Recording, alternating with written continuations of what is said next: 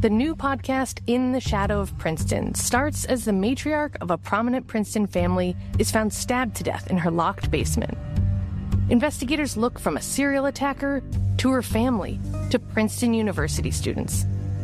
One hot-blooded investigator sees a conspiracy. Is he way off base, or does privilege let you get away with murder? In the Shadow of Princeton is available wherever you get podcasts, or you can binge it ad-free by joining Wondery Plus in the Wondery app, Apple Podcasts, or Spotify.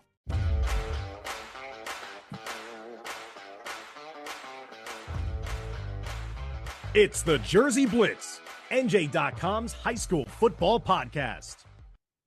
Welcome, everybody, to another episode of the Jersey Blitz, NJ.com's high school football podcast. I'm Dan Long, and today I'll be joined by our 6 NJ.com beat writers to talk everything about New Jersey high school football. On this episode, we'll be recapping Don Bosco Prep's big win at home against St. Joseph Regional, Rumson-Fair Haven getting their signature win against Bergen Catholic. We'll recap a whole slew of upsets from all around the Garden State, as well as take a look at the Shore Conference in our Week 6 recap.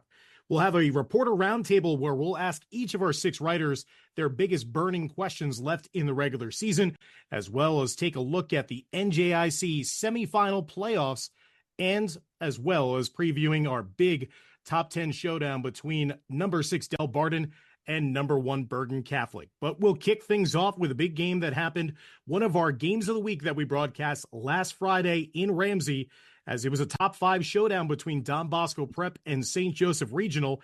At this point, I bring in Ryan Patty, and Ryan, well, Bosco, third time's a charm to get that signature win, as they are now the newly minted number 3 ranked team in New Jersey after they lost to number 1 Bergen Catholic and number 2 DePaul Catholic. They finally found the finish line in the winning ways, Ryan, on Friday against previous number 3 St. Joe's.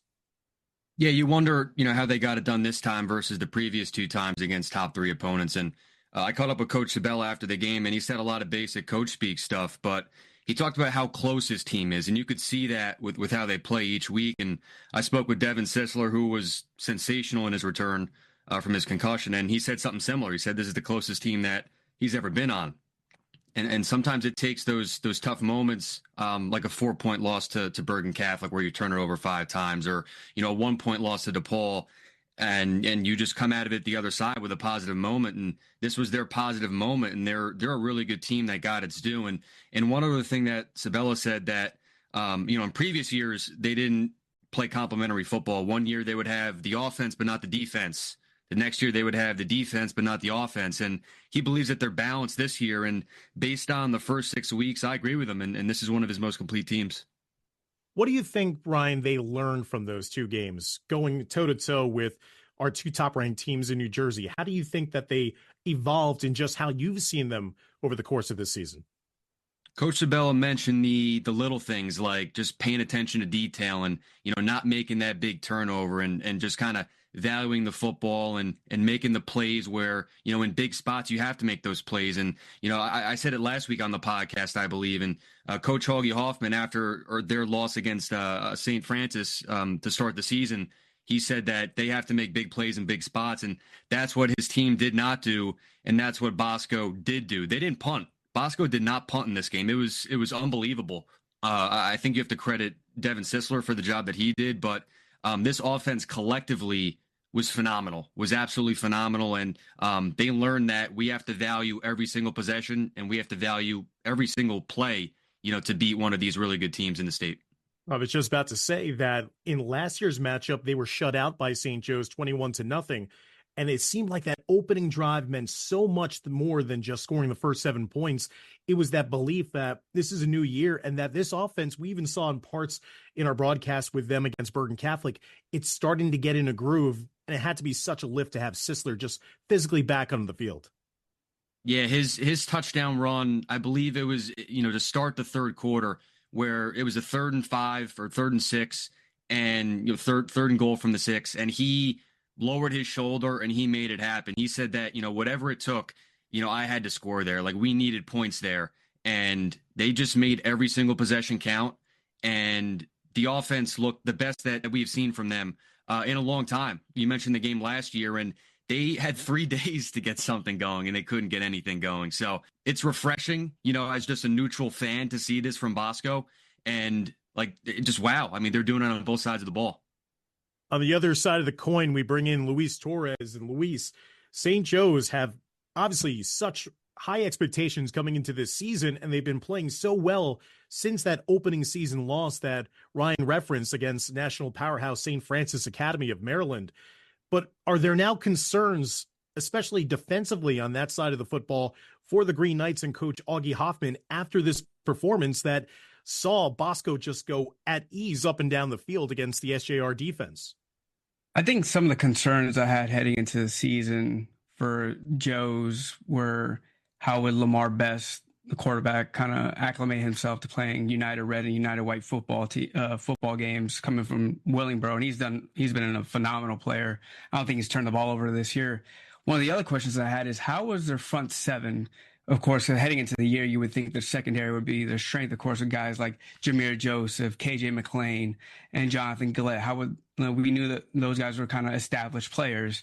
Of course, KJ McLean coming over from Seton Hall Prep, but had some questions kind of how would their defensive line kind of match up going toe-to-toe against a pretty good offensive line? And that's what Bosco has, is a really good offensive line, and kind of how would those linebackers help fill those run fits if kind of like guys like Vin Ferrara, who's the senior leader up front for Joe's, kind of taken out of a play, how would they kind of, the rest of those guys kind of help match those run fits and everything else along the defense? So I think you saw some of those warts against Bosco for the first time this year. I mean, we know how explosive and dynamic Joe's offense is. I mean, they're going to score a ton of points this year. We don't have any issues on that. I mean, they still scored 28 points, but allowing the 35 points was kind of a little alarming, especially with Bosco kind of they threw it all over the place. Sister threw for 253 yards and kind of was challenging St. Joe's secondary. So, and this is also St. Joe's coming off was also coming off a bye week. So they had 2 weeks to prepare for Bosco. So I think Coach Hoffman's kind of be a little bit disappointed kind of how things that kind of went that way. I think they have a lot to clean up heading into the playoffs in a couple of weeks. Of course, they're going at Pope John on Saturday. They got to deal with another dynamic running back and Tyleek Hill after facing Dante DeLuca and Bosco's backfield. So I think Joe's has got some cleaning up to do and some work to do in the front seven, which is one of the questions I had heading into the year. It's going to be interesting, Luis, because with the schedule ahead for the Green Knights, it doesn't get any easier. Much like Bosco, after they play Pope John, they're hosting Bergen Catholic in a game that will be seen here in NJ.com. And then they also finish up the regular season against DePaul Catholic. So they're going to have a chance to really prove their worth heading into the postseason, taking on the state's top 2 ranked teams. But like you said, it could get ugly quickly if that defense doesn't make those adjustments. Yeah, we're going to find out a lot about Joe's over the next 3 weeks and kind of what kind of team they are heading into the postseason. Like you mentioned, the schedule doesn't get any easier. Pope John's not an easy game.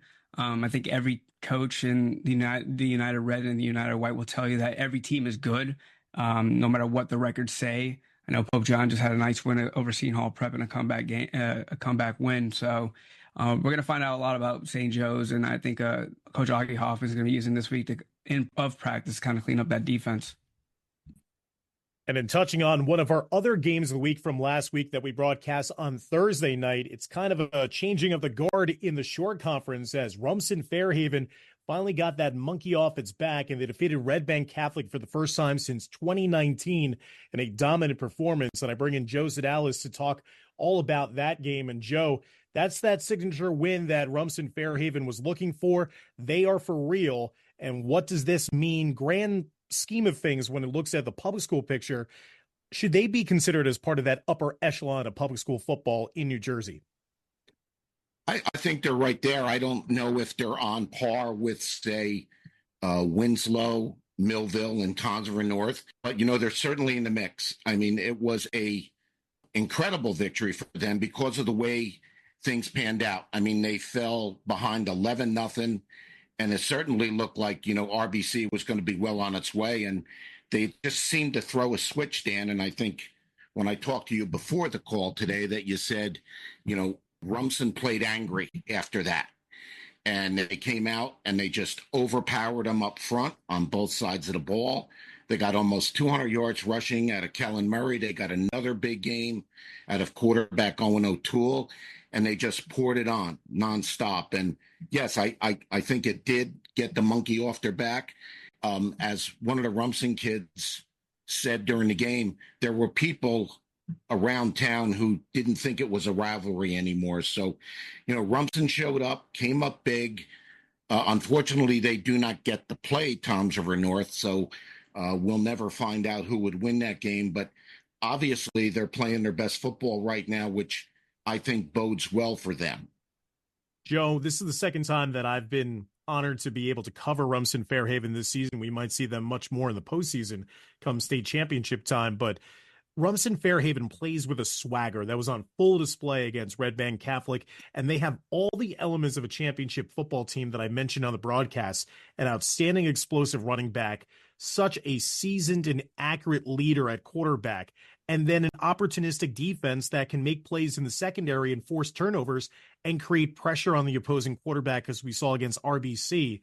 This is a pretty special unit. And do you feel like they've been motivated after being the runners-up in Group 2 the last couple of seasons, that just like how they came out against RBC, it's almost that idea of unfinished business?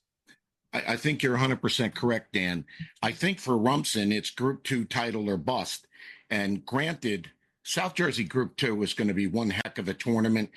Point Boro thinks it's better than it's ever been. And, of course, there's always Camden looming large from the south. But Rumson clearly has its sights set on getting to the final again. And I honestly believe this year, if Jeremy Schulte has the chance to kick the field goal, he will. Like I said, Rumson is the surprise to me is how they're playing on defense. I saw them opening night against Point Boro, and Point Boro really took them to task in the fourth quarter. And, if there was another quarter, score might have been a little different. But the one thing I will say about the Rumson-Fair Haven coaching staff, every coach in America at any level says they want to get better from one week to another. The Rumson coaching staff does that as well, if not better, than any other staff in New Jersey. They're always tinkering, and they want to have, the most horsepower they can get out of their team come the playoffs. And it seems to me they're on that same track again, Dan. And Joe, where does Red Bank Catholic go from here with that daunting non-public B playoff schedule awaiting them? They have a big game against Paramus Catholic, who's going to be taking them on down at Count Basie. They've had to face a gauntlet of teams, and this is kind of unfamiliar territory for Coach Lang's side after they were just putting up 10-win seasons aplenty to have a couple of losses at this point in the season. How do you think this helps or hurts RBC going forward? Well, I don't think it helps them, Dan. In Mike Lang's first 3 years, Red Bank Catholic is 7-1 in the non-public B tournament. Three times to the final, won it twice. This year, I don't even think they're going to be labeled as a contender after this loss. They've had problems stopping the run and running the ball themselves. I mean, they've played only 2 teams with winning records in New Jersey, and they've been outscored 70-11. And, are there some red flags flying? I think so. Unable to run the ball, and you were there, so you can probably, back me up in this, but if you don't win first or second down, they're just coming after quarterback Frankie Williams on third, no matter how good they are. I mean, the football staff has a piece coming out on Thursday about how we would see the non-public tournament and, projecting what's happened so far. We have Red Bank Catholic being the number 6 seed, and that's doesn't even count if they lose to Paramus Catholic. While certainly it wasn't the biggest upsets in the world to say that Don Bosco Prep beat St. Joe's, and certainly no upset in Rumson-Fair Haven taking down Red Bank Catholic, we had some big upsets echoing around New Jersey in the past week of action.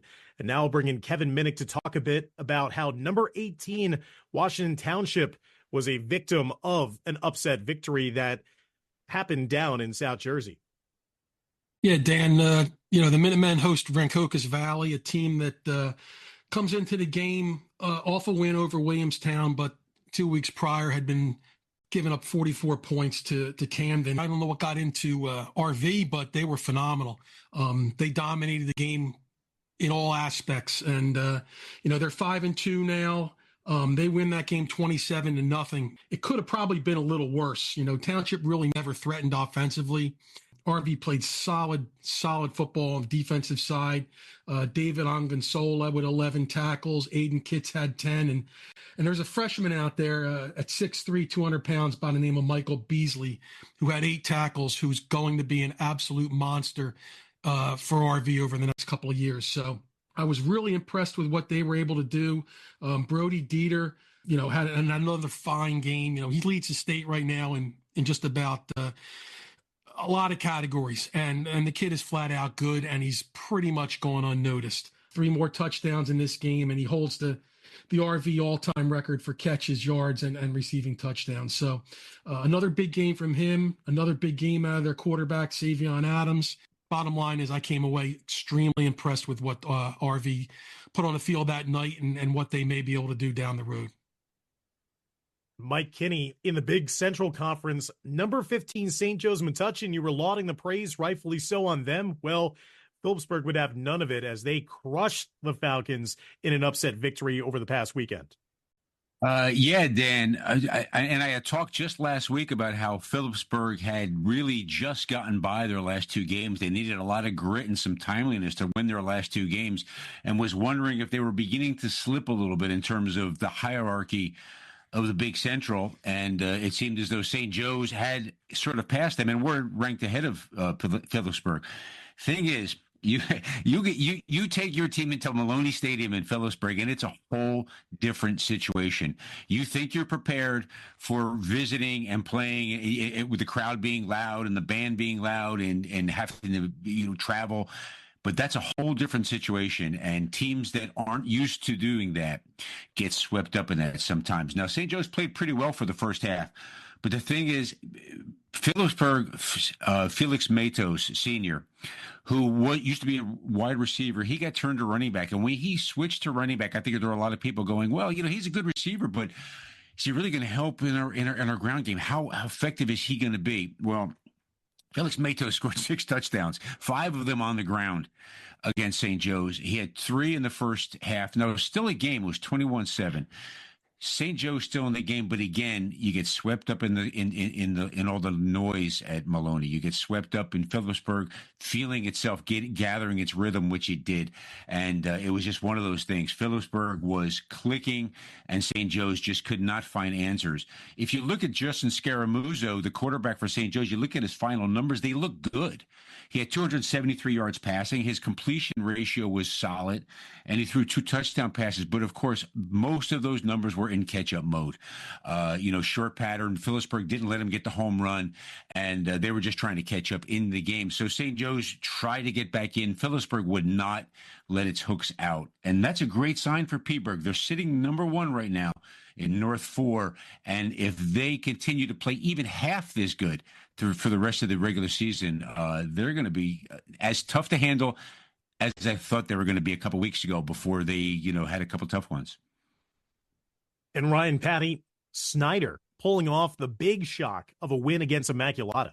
Yeah, this was jaw-dropping, Dan, and the only one that might have been more surprised than I was Mike. And the interesting thing here was that Immaculata beat Shabazz by 3 touchdowns a little over 2 weeks ago, but Shabazz beat Snyder by 3 touchdowns a week before last week. So if you were to put a spread on this game, I would have said Immaculata wins by 4 touchdowns, and maybe we see a running clock, but because of how solid Immaculata's look. But this is what DJ McClary can do, even facing what was a 20-6 deficit in the fourth quarter. He hasn't had a dominant statistical season as he's had the past 2 years, and that's because he's battling cramps, to start the year and in recent weeks. But he added a 55-yard passing touchdown to Shamir Hargrove, and he had 132 yards and 2 touchdowns rushing. And, he's been one of the best athletes in the state the past couple of years, and he's got a cast around him in Hargrove and Keon Thorpe and Makai Casillas. Basir Shivers had 15 tackles, a team-high 15 tackles. So this is a sneaky athletic team. And, all of a sudden, they're number 15 now in North 3. This was a big win for them. It vaults them into the playoff picture. And, yeah, just a colossal upset in the SFC. Now, while we already took a look at one of the big games that happened last weekend in the Shore Conference, we bring back our buddy Joe Zadalis to recap everything that was going on that was of note to him in week 6 down the shore. And Joe, a couple of teams still undefeated on the season. Central Regional going to 7-0, and then that feel-good story of Middletown North as they're now up to 6-0 on the season. Yeah, Middletown North's a great story. They beat Red Bank Regional last weekend, 33-7. So they are off to their best start since 1981. And if you go back in Middletown North's history, the best 3-year run in school history was under the late Vic Caboo in 81, 82, 83. North went 11-0, 10-1, 9-1. But this North is playing so well, Dan, we're seeing almost ancient records being tied or snapped. Friday night against Red Bank, Middletown North intercepted 5 passes, 3 by Ryan Clark. The 3 receptions tied a record that was set in 1944. On offense, Jack Viola caught 3 touchdown passes. The 3 touchdown passes tied a record that was set originally in 1952 and then again in 1977. So Middletown North's run, its undefeated run so far, is really historic. And then, as we were mentioning, Central Regional needed a late field goal, but they did push their record to now 7-0 on the season. You know what? It was a little bit surprising it was that close. You know, Brick is in a rebuilding process, but getting better on a weekly basis under former Allentown and Matawan coach Jay Graber. Central's going to have to make some tweaks, particularly on offense. It's outstanding 6'1", 180-pound wide receiver Royalty Riley is out for the year. He broke his collarbone. That's a big hit because, you know, when they had Riley and C.J. Yates, defense had to pick their poison. Now they're able to double one guy. Michael Nieves kicked the winning field goal with 9 minutes left, and that defense made it stand up in a 10-7 win. It'll be interesting to see what Central can do over the next 2 weeks, how they tweak that offense, and then try and prepare for a playoff run. Speaking of playoff run, it kind of felt like the playoffs with Point Pleasant Borough's big win over Brick Memorial in a great atmosphere last weekend. What a marvelous football game it was. You know, these schools are located 4.7 miles apart. The kids hang out at the same places, including the Point Beach Boardwalk. But this was the first time they played since 1981. And hopefully this is something the Shore Conference Football Committee is able to maintain because it should be a really good rivalry. The Point Borough coach, Brian Staub, talked about it after the game, about the atmosphere. They were playing a playoff team. They were in a playoff atmosphere. The place was packed. And Brian Staub and Point Borough, along with Brick Memorial, played everything out like a playoff game. You know, staying in the huddle to the last couple swipes of the referee, using their timeouts accurately, punting the ball in key situations, and then making adjustments. Point Pleasant Borough got 3 touchdowns from sophomore Nick Spinola, all 3 runs on a wingback toss play that Point Borough blocked just tremendously at the point of attack. And then Spinola also recovered 2 fumbles, which led to 10 points. And it was his first time playing outside linebacker. He moved from corner to outside linebacker to try and combat, you know, Brick Memorial's running game. Now, I will just make mention that Point Borough played without its 2,000-yard rusher, Kevin Andrew, and its 200-tackle middle linebacker, who are both out with injuries, but should be back soon. There's a matchup that's catching your eye that's going to be really interesting on so many different levels this weekend when Shore will take on Ocean Township. Why is that, Joe? It's crazy. It's crazy good. Donnie Klein, who's in his first year at Shore Regional, coached for 17 years at Ocean Township. Friday night, he goes for his 100th win at Ocean on Corelli Field. It should be an interesting game. You know, Shore survived last week. They were down early to Neptune and had to come back. I think it was a real important game for Shore because I think it returned some level-headedness. So, you know, I think the kids found out they are beatable, but it should be a pretty emotional night for Donnie Klein at Ocean on Friday. And this is more of the same because we had something like that happen last week in the Shore Conference where a coach went back to his old haunts. What was that game about with Manalapan? Yeah, Eddie Guerrera, who coached Manalapan for 13 years, led him to a sectional title and multiple sectional finals. Well, he was hired to rebuild the Wall program after the hazing scandal, and they're off to a one-loss start. He went home to Manalapan, and of course it was a highly contested game. Wall needed a blocked PAT by Tony Creedle with 7:29 to play, and Eddie Guerrero went back to Wall with a 7-6 win. So after looking at some of our top games from last week, as well as upsets around the state, an in-depth look at the Shore Conference, now it's time for a reporter roundtable segment where we're going to hear from each of our 6 NJ.com beat writers of what are some of the biggest questions that are still burning in their brains as we have here near the end of the regular season. We will start with Ryan Patty. Ryan, what are some of the questions that you have to think about here right now, this point in the season?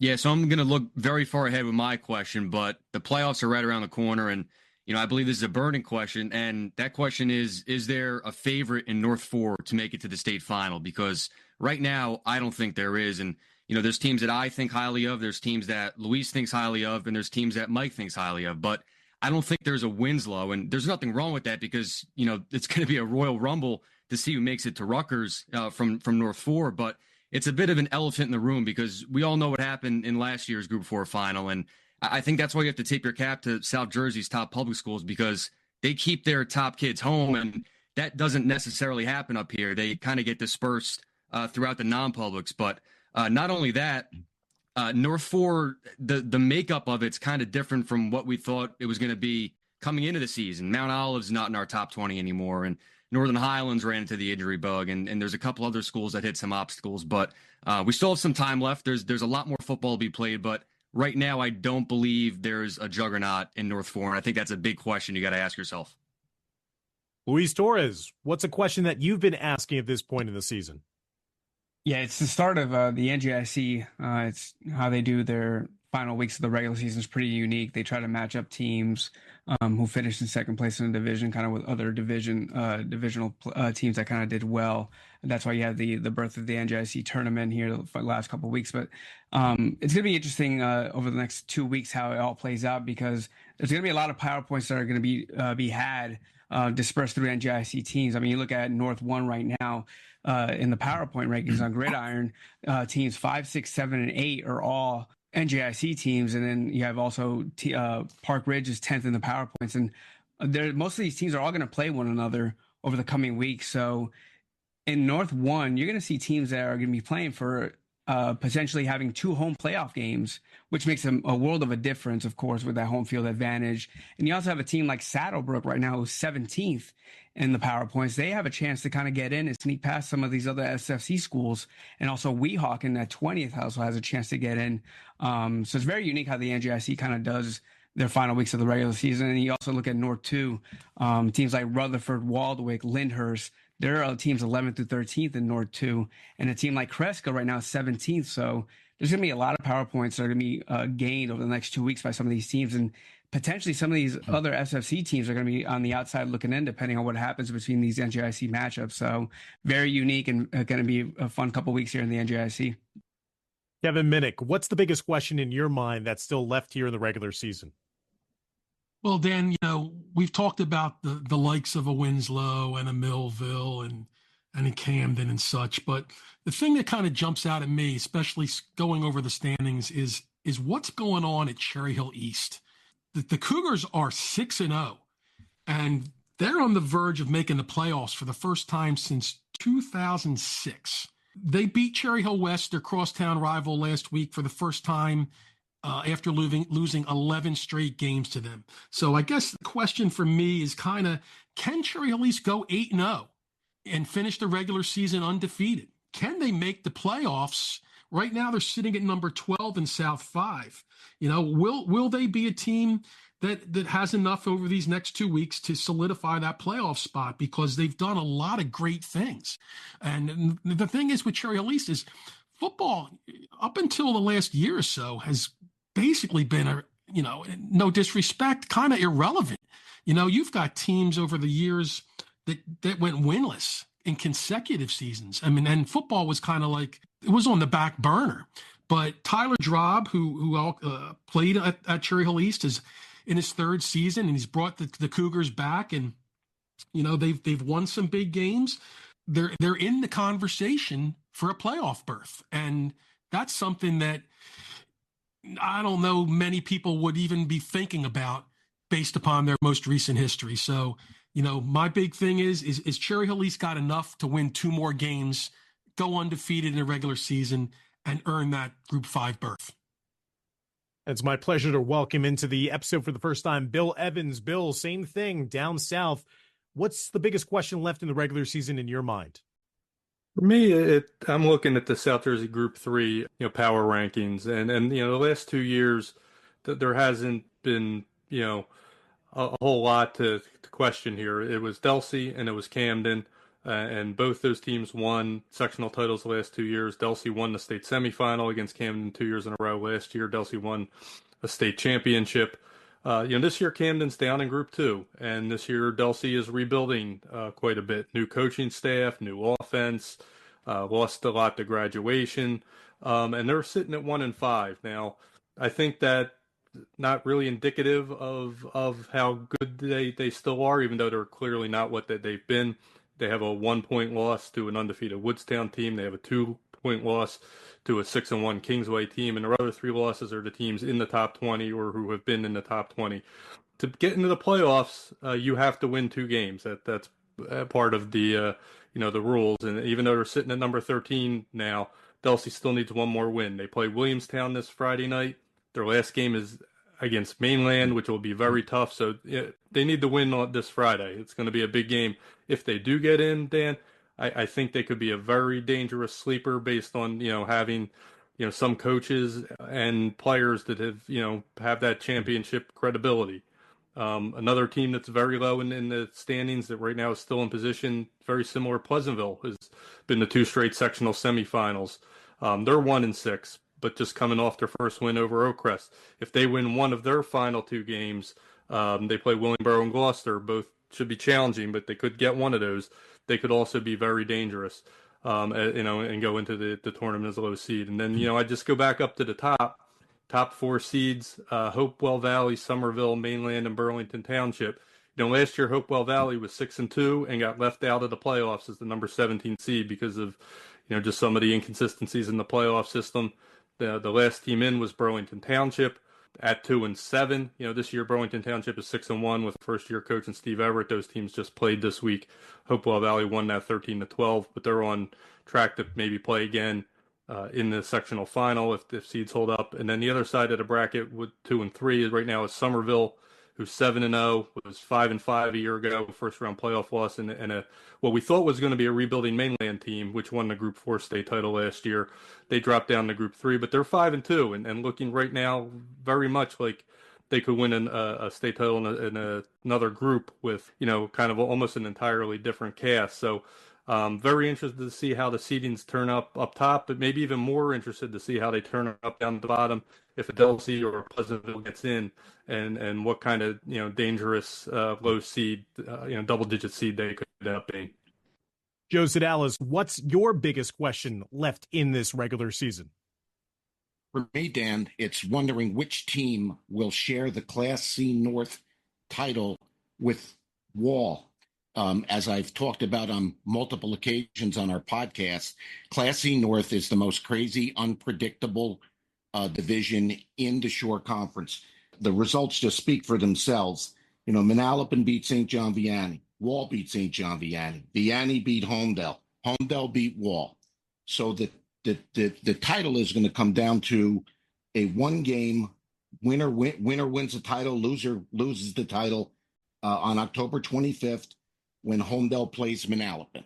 It should be a heck of a game. Manalapan is only 3-4, but they're 3-1 in the division. Holmdel is 3-1 in the division. And it's going to be another wild game, I think, with Jack Cannon, Holmdel's quarterback, leading the way. Holmdel has scored 231 points this year. Manalapan has just been a roller coaster ride, beat teams they shouldn't lose to, and up and down. So we never know which Manalapan team is going to show up on a given night. And it should be a heck of a game and a fitting way to end the Class C North title race. And then finishing off this reporter roundtable, Mike Kinney, what is your biggest question that you believe is still a big part of this regular season? I'll tell you what, Dan. I'm gonna jump into what Bill Evans was talking about, South Group 3, and I'm gonna pick out one of those teams from there because it's one of my big Central teams in Somerville. I'm very curious as to how, if Somerville has the makeup right now to be a team like they were in 2017 when they had exceptional balance running the football, throwing the football. They were Central Jersey Group 3 champs. Now, remember, this was before there was all-out group champions. So they were Central Jersey Group 3 champs, 11-1. And I have a feeling this is a team that can be the next team to win at least a sectional title and go on and be a contender in Group 3 by the way they're playing right now. I was so impressed with them in the first game. Hillsborough was a team going into the season that's top 20 team, and Somerville got out to an early lead and then held on. They were really tough, held on down the stretch to win that game by a point. Since then, they have been absolutely rolling. Brendan Pacheco, second-year starting quarterback, is showing his experience as quarterback. Terrell Mitchell runs the ball well. Pacheco has a bunch of very talented receivers. Mitchell helps set up that pass with his great running. Guys begin to load the box, and Pacheco can throw over the top to Brady Shire or Josh Rodriguez or Max Nuzzi. Maybe more impressive has been their defense, and I think that's the thing that's going to make them a champion. Is the way they've been playing defense. They've only allowed 64 points in 7 games this year, and 20 of those were against Hillsborough in that first game. So guys like Nuzzi and Justin Bowen and Matthew Chubenko playing tremendous defense. Their linebacker core is outstanding. Their secondary, great pass coverage, and come up and play against the run very well. So I think they have all the pieces to be the team that can compare with that 2017 team. We'll see. They have Plainfield this week and Watchung Hills the following week. Games that can give them added power points in Group 3 because Plainfield's a Group 5 team. Watchung Hills a Group 4 team. So as we talk about the remaining questions here of the regular season, well, it's postseason time already for the NJIC as they will be kicking off their semifinal action in a couple of games this upcoming weekend. And we'll bring back in Ryan Patty and Luis Torres to break things down. For Ryan, can Becton pull off the shocker and defeat Butler? It feels like an eternity ago that we were talking about Becton in our first broadcast of the season way back on August 29th. Becton was impressive that day. Do they have enough here in the tank to pull off the upset against Butler, a team that you and Luis have been raving about since the beginning of the season in the NJIC? I think they do have enough. I'm not going to pick them to beat Butler because Butler's been lethal, but I think there is an avenue where they can win this game, and that's because they have a playing style and a personnel that can pull an upset of this caliber. John Palsy is a very physical quarterback, and when you watch the tape of him or you see him in person, he's kind of like a Josh Allen-style quarterback. He's not afraid to take defenders on when he runs, and he's one of their best tacklers on defense, and he's the perfect ball control quarterback, and he hasn't thrown an interception this season. He's got 8 passing touchdowns and 8 rushing touchdowns. He's got over 1,000 all-purpose yards. He even made 2 catches in that game that you called against Lyndhurst, and he's exactly who Becton needs orchestrating the offense. And, this team also plays great defense. They have 4 shutouts in a row and only 14 points allowed all year. The starters haven't allowed a touchdown since that game you called in week 0. And my concern for Becton, I would say, would be they haven't played a team like Butler. Butler's pummeled playoff teams that we believe, could make the playoffs in New Milford, Hasbrook Heights, and Waldwick. And Butler's been the team to beat this year in the NJIC. And you could say that, since August. So I think Butler wins, but Becton definitely has a road to victory. And Luis, when we look at the other semifinal, it's Glen Rock taking on St. Mary's of Rutherford on Saturday. How does Glen Rock deal with St. Mary's size advantage, certainly in the trenches? It's going to be the biggest key for Glen Rock. And Glen Rock's got a good offensive line as well. Pete Lageman is one of the best in the NJIC and kind of one of the better ones I've seen kind of in North Jersey this year. And Kyle McCourt's done a phenomenal job there. in his first season at the helm. But St. Mary's got a lot of size. They're strong up front, and it's going to be interesting to see how Glenrock kind of deals with that size when St. Mary's is going to kind of want to run the ball with Nasir Owens, who's one of the leading rushers in the NJIC for St. Mary's this year, and kind of how Glenrock's line with Legman, Aiden Galvez, all those guys kind of deal with St. Mary's offensive line, which is big and strong. On the other side, I mean, there's going to be some great skill position battles here. I mean, Glenrock has some great skill and receivers in John Iachetti, Mike Flacavento, and St. Mary's has some really good skill as well. I mentioned Nasir Owens, who's rushed for 912 yards and 11 touchdowns this year. And they also have Kazir White, who's a dynamic receiver. They kind of use him all over the place. And BJ Cunningham as well, who's their leading receiver this year. And the game is also going to be at St. Mary's, at St. Mary Rutherford, which is grass, and it's not turf. Glenrock, I think, has played outside of just one game this year on turf. So the grass could play a huge factor, but Glenrock is able to kind of control the line of scrimmage and control the trenches. They have a great shot at beating St. Mary's as long as they also kind of deal with the outside skill in the perimeter. It's already playoff football in the NJIC, as we'll find out after this weekend who will be playing next week for the NJIC championship. And when you're speaking of championships, well, you don't have to go that far back to decide who was the non-public A champion from a season ago. It's going to be a rematch of that championship showdown. This time around, it's number 6 Delbarton taking on number 1 Bergen Catholic. That game is going to be one of our broadcast games of the week this Saturday in Morristown. And Ryan, Patty, what does Bergen Catholic need to do to bottle up a red-hot Delbarton offense that the last time they played was part of our broadcast coverage against Pope John? They had a thrilling come-from-behind victory against the Lions. What does the BC defense need to do to slow down that Delbarton high-scoring offense? Yeah, it feels like Delbarton's dropping 30 or 40 every week. And for Bergen, at the start of the year, they're kind of just getting stops and doing the status quo on defense. But the past 2 weeks, it's about the turnover game. And they've had 8 takeaways in the last 2 games. 3 of them are interceptions by Minnesota commit Naeem Parrish. And he's just 1 interception from tying that school record of 14, 2 away from obviously having the solo record. But Delbarton turned the ball over a lot in that game you covered against Pope John. I believe one of those interceptions was tipped, and they had the backwards pass that Pope John jumped on. And Bergen turned over Delbarton a couple times in that state final game last year, and they had 6 sacks in that game as well. So you feel like it kind of has to start with pressure on the quarterback for Bergen. That's the way to kind of get the ball rolling defensively and get takeaways. But I think the offense could also be a good form of defense for Bergen. I've been very impressed with Thunder and Lightning there in the backfield for them, Dante Kane and Najee Calhoun. And they're using a lot of bodies in the short passing game. It's not just Quincy Porter now. It's Brian Porter. It's Parati and John Morris at tight end. So there's a lot more guys getting involved offensively, and there's a lot of guys that can kind of keep the ball for Bergen and control the clock for them. Luis Torres, it should be a fun atmosphere on Saturday in Morristown. It was a great atmosphere, great energy for their homecoming win against Pope John. This is a whole different beast with Bergen Catholic coming to town. How can the Green Wave of Delbarton stay in this one, much like they did in last year's state final, which was all knotted up at halftime before Bergen Catholic came through in the second half? How does Delbarton maybe feed off the energy of their fans to try to stay in this one with number 1 Bergen Catholic?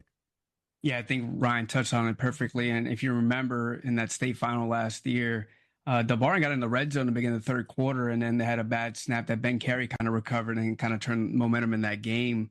And Bergen went on to win that game by 10. But Delbarton, it's a little bit of a different Delbarton team, especially offensively. You've kind of seen them. They kind of want to throw it more because the offensive line's a little bit different this year compared to last year. I mean, last year's offensive line was elite, and they could just run the ball a lot with Ryan Trafford. It's a little bit different. They still want to establish the run with Brock Dandridge, but Jaden Principali has made some great throws this year, especially to Phil Fulmar and Matt Tafieri, their 2 leading receivers. But Delbarton's going to have to take care of the ball offensively. You can't have turnovers that give short fields to this Bergen Catholic offense, which is explosive. And on the other side of the ball, speaking of explosive, Delbarton's going to have to find a way to kind of limit Bergen Catholic's explosive plays and try to kind of control the trenches in a way. I mean, Bergen Catholic's offensive line is really good. And, of course, Don Campanelli throwing the ball to Ryan Porter and Quincy Porter. And like Ryan touched on, the kind of the thunder and lightning backfield that Bergen Catholic has. I mean, Delbarton is going to have to limit the explosive plays defensively. On offense, they're going to have to try to establish the run with Brock Dandridge and try to find those bubble screens and tunnel screens to kind of Matt Teferi and Phil Fulmer to kind of get some yardage whenever they can, to kind of make it a second and short, third and short, instead of going third and long and second and long, to kind of stay in this game. Well, that's going to be one of our 2 NJ.com broadcast games of the week this week. We'll kick things off with a Passaic County showdown on Friday night as the Clifton Mustangs will travel to Passaic County Tech to take on the Bulldogs. That kickoff is going to be at 6 p.m. You can watch that game live and on demand on NJ.com/watch. And then obviously we will be there for the top 10 showdown between number 6 Delbarton and number 1 Bergen Catholic, as BC trying to make it 21 straight wins against New Jersey opponents on Saturday in that rematch of the 2023 non-public A final. Again, you can watch that game as well live and on demand on NJ.com/watch. And a reminder, fans, that from the opening kickoff to the end of the season, NJ.com's award-winning staff of reporters and photojournalists put you in the middle of the action. For in-depth coverage of all these games around New Jersey, including photo galleries, recaps, and stats, visit NJ.com/HS Sports. So we've reached past the goal line for another episode here of the Jersey Blitz. I'd like to thank all my teammates, Luis Torres, Ryan Patty, Mike Kinney, Kevin Minnick, Bill Evans, Joe Zadalis, and our quarterback, Ryan Dekine, for all the help of getting us through yet another episode of Talking New Jersey Football here on the Jersey Blitz, NJ.com's high school football podcast. For everybody here, I'm Dan Long. We'll see you next week here on the Jersey Blitz.